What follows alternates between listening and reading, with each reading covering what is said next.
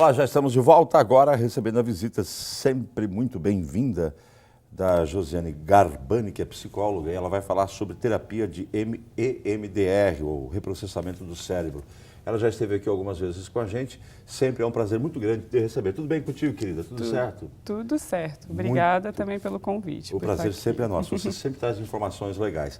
Vamos lá, eu comentei aqui de reprocessamento do cérebro, etc. e tal, e você dizia agora no intervalo de que essa terapia ela é diretamente ligada ou principalmente ligada a medos, traumas e fobias que as pessoas carregam.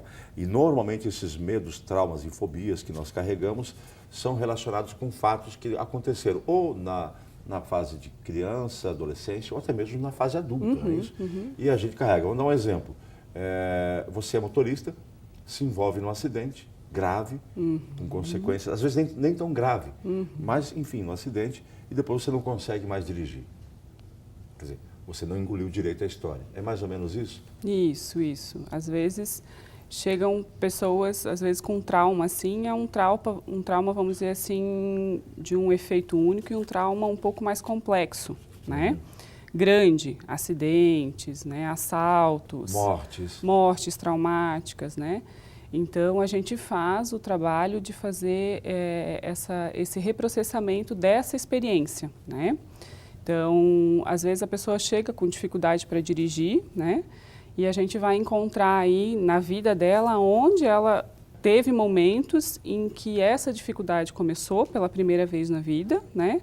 Ou situações difíceis que ela viveu, por exemplo, como um acidente, né? Que tenha traumatizado a tal ponto dela não conseguir novamente se deparar com aquela situação. Porque o fato dela entrar novamente num carro, né, dirigir, vai fazer o quê? Vai acionar no cérebro aquela memória traumática, porque carro aciona carro, acidente, e daí vem toda aquela emoção, aqueles pensamentos negativos, as sensações corporais que a pessoa sentiu no dia do acidente. Ela sente tudo de novo. Sente tudo de novo. E aí não consegue realizar aquele ato porque o cérebro não faz isso que foi ruim. Não faz. Não é bom. Isso aí.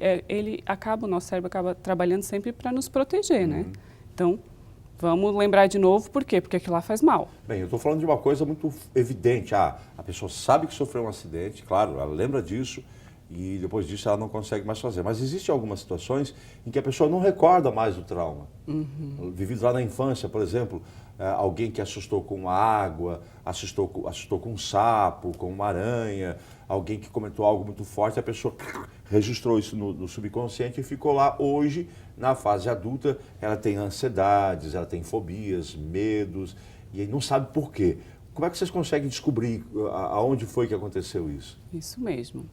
Geralmente, a pessoa chega no consultório com um sintoma, que é medo, a fobia, né? Ou então a depressão, ou então a síndrome do pânico. Então, isso tudo são sintomas que faz a pessoa procurar um psicólogo, né? Certo.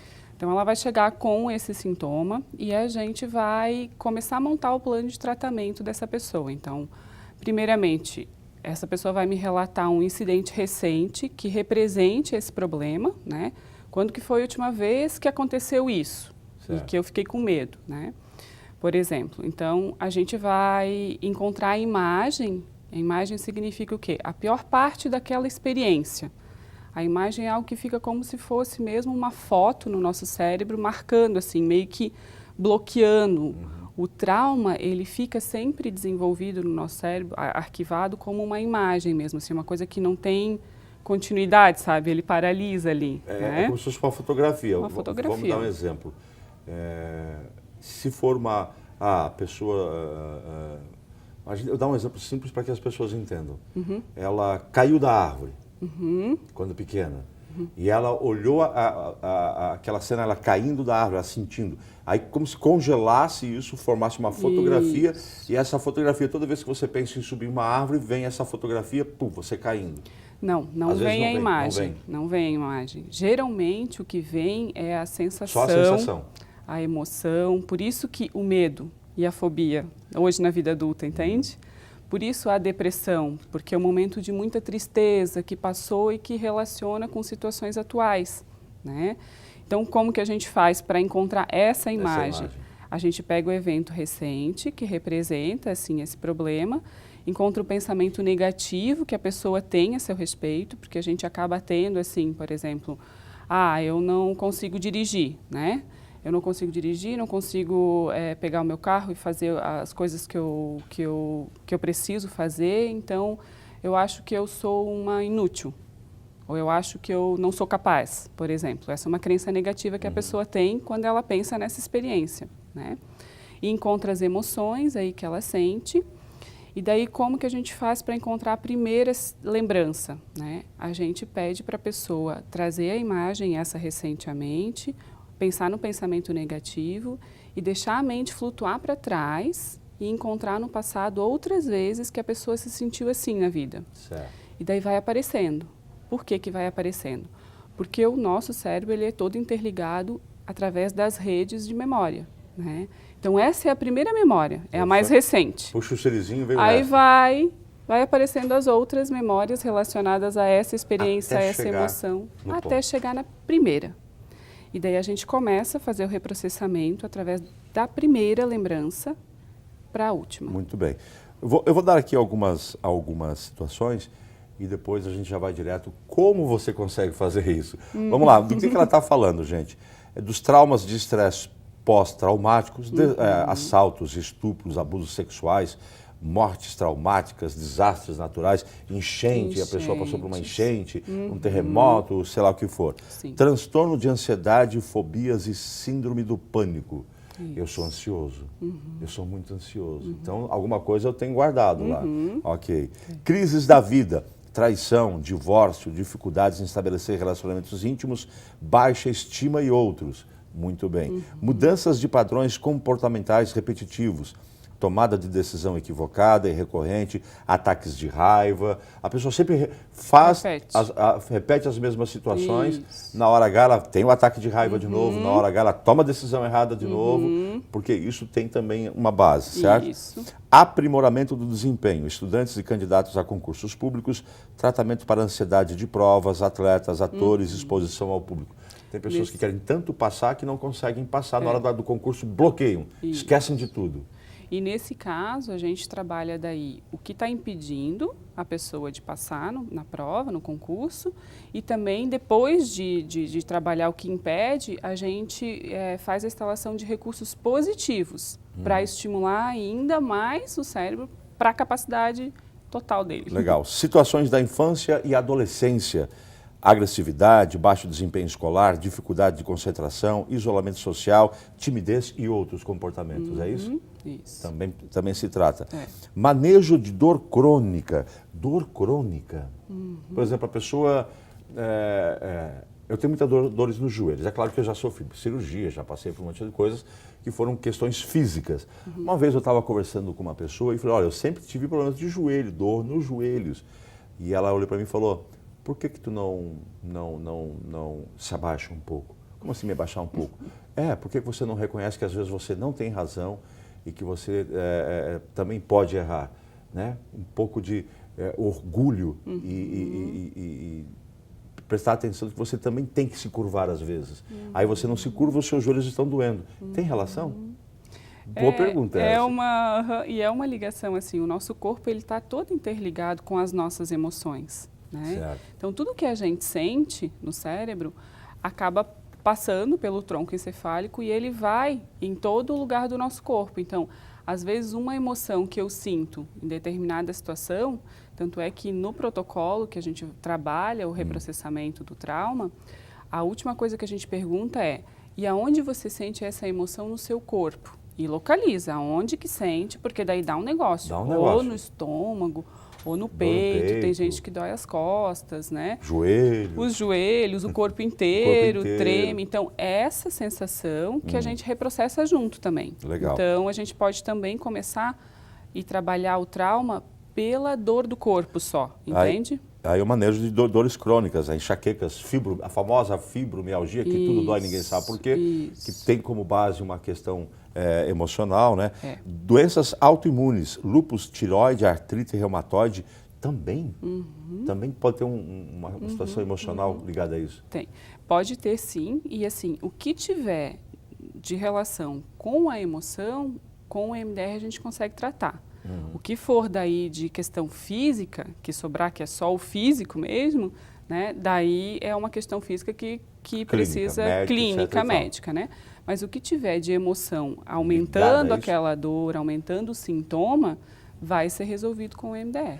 Luto e depressão, todo mundo tem que explicar o que é isso, né? Sim. As dores que isso causam. Dependência química e adicções também. Também. Ou seja, a pessoa tem envolvimento com álcool, drogas, listas ilícitas. Isso. Aham. Vocês também têm como ajudar nesse É, tratamento. Porque acaba, o uso da droga e do álcool acaba também sendo um sintoma, Certo. como a fobia, a síndrome do pânico, né? Então, assim, acaba sendo um recurso que a pessoa acaba utilizando porque tem muita dor interna e não está dando conta disso. Dor emocional, se diz, né? Isso. Obesidade também, a pessoa se agride através da obesidade. Muitas vezes a obesidade é uma agressão a si mesmo, não é isso? Sim, a forma de se alimentar, né? O que eu estou colocando para dentro, assim, né? É bem, às vezes acaba sendo uma agressão, então, assim, de não conseguir ter esse limite, né? Do quanto de alimento que eu preciso. É um tratamento longo? É com injeção, é com agulha, é com comprimido, é com a conversa? Como é que vocês fazem isso? Certo. Não é um tratamento, assim, tão longo. Ele é uma forma de terapia mais rápida e eficaz que as outras psicoterapias, né? Por quê? Porque trabalha com o processamento do cérebro. Então, assim, a forma que a gente trabalha para fazer o reprocessamento, então, é mais ou menos seguindo um plano de tratamento que a gente faz com o paciente quando ele chega no consultório, Certo. organiza qual vai ser o caminho, né?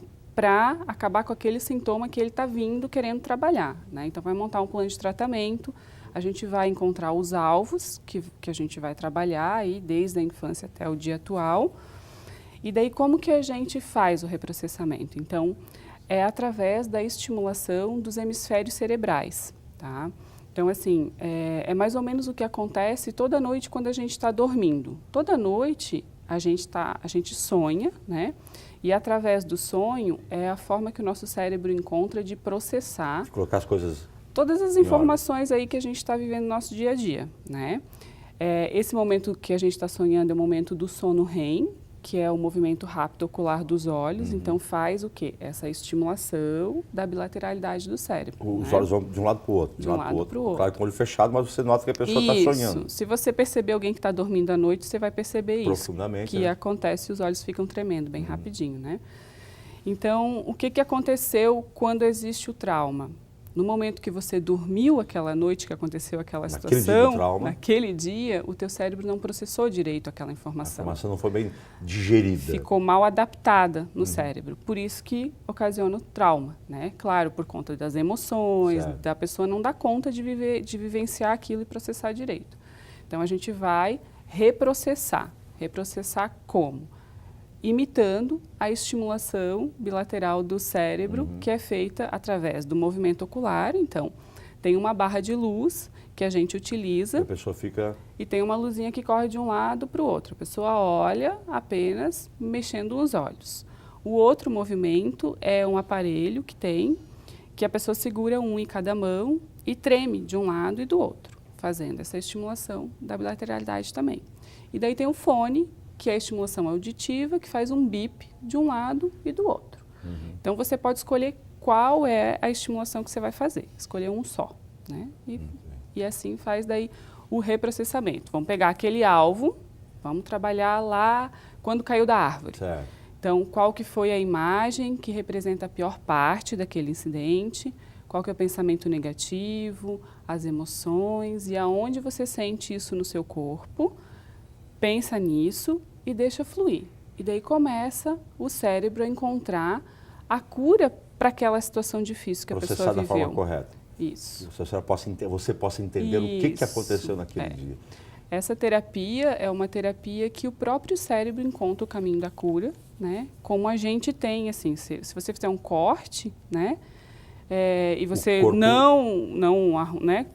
Não fizer nada, não o fizer corpo nada, o corpo pode fazer digere isso. um processo bom, mas se for um corte muito profundo, com infecção, ele também não vai conseguir, vai precisar de ajuda. Daí precisa de ajuda. Exatamente né? Mas se não... Nosso tempo acabou. Oh, Acabou. Rapidinho foi que hoje. papo gostoso, gente. Ela volta outro dia para falar um pouco mais sobre isso. Você atende em Rio do Sul? Sim, Atendo em Rio do Sul, na Clínica Jardim América, ali perto da Unidade, Certo. ao lado do Laboratório Cruzeiro. Ao lado do Laboratório Cruzeiro, Isso. Clínica Jardim América. Ela vai deixar telefone de contato, etc. e tal, para quem ficou curioso, pensa, puxa, é uma coisa que pode me ajudar. A gente sempre traz aqui ao programa coisas que possam te ajudar a ter o quê? Qualidade de vida, que é o que todo mundo quer, não é isso? Com certeza. Que bom tê-la aqui mais uma vez. Obrigado, Tá bom, querido. obrigada também. Eu volto amanhã, quinta-feira, 13 de julho, dia do rock. Até lá, tchau.